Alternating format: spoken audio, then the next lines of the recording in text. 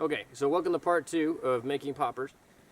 My battery quit on me a second ago. So what I was doing is I was tying this overhand knot in my popper. So hopefully the camera can pick that up.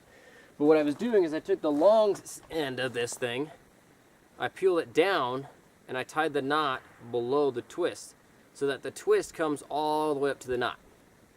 Now, you'll notice that I have this fancy dancy loop. I love these loops, by the way. And all I have to do now is cut my popper so that it's the same length. You notice that one end is longer than the other. Now once I do that, it's ready to go on the whip. Now when I put the popper on the whip, I like to use what's called a sheet bend knot. It's a pretty simple knot.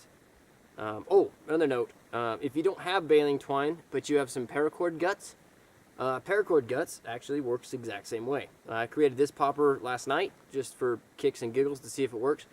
Now I noticed that I need a little bit more tassel on my paracord gut popper, but you'll see it's starting to fray. Each strand is starting to fray.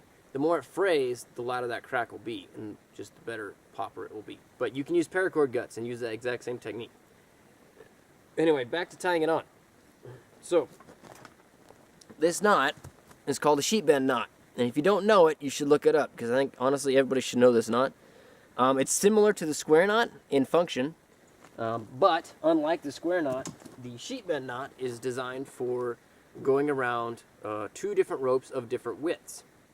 And it doesn't matter if it gets wet or whatever. And if you look closely at the sheet bend knot, this is more knots than it is whips, it's the same exact knot as the bowline, which hopefully Boy Scouts and everyone else should know. The bowline is the knot that you use to save your life. So it's the same kind of knot. So learn it, look it up, Google it, sheet bend. So S-H-E-E-T, bend, B-N-D, okay? It's a sailing knot, but it's a wonderful knot, and you should know it. So that's that.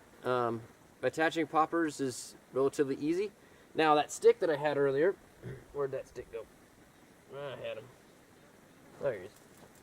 The reason I have this stick in a knot, or in a point, I should say, is because on a sheet bend, hopefully the camera can pick this up, it has this little loop right here. Now if I stick my stick in there, I can actually fold that loop down off my popper, and it's very easy to remove. So pull this guy down, and then I can pull the popper end down, and my popper comes right off. So let's see if we can get him off of here. Now if you crack your whip a lot, like I've done with this popper here, trying to get it to work the way I wanted it to, that knot's going to get super tight. Now if you find that your knot is too tight, you can do what they call a double sheet bend, which is the same as a regular sheet bend, except for you go twice through the middle instead of just once. So I broke my stick. I'm really torn up about it.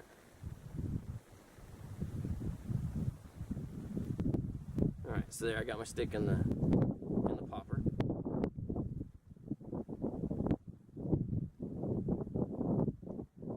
There we go. Perfect. Now you remember that loop that we made in our new popper? This loop here, that loop goes up the fall, okay? So I stick the fall through that loop, like so. And now, all I have to do is an overhand knot, pretty much, around the popper. So it goes around and underneath itself, okay? So the fall is the only part that's moving. You don't have to worry about the popper at all. Popper's already attached. So I'm just putting an overhand knot. I really hope you can see that. Overhand knot after the fall is on. Okay. Now if your poppers are coming off, try a double, which would be to go under and through itself again.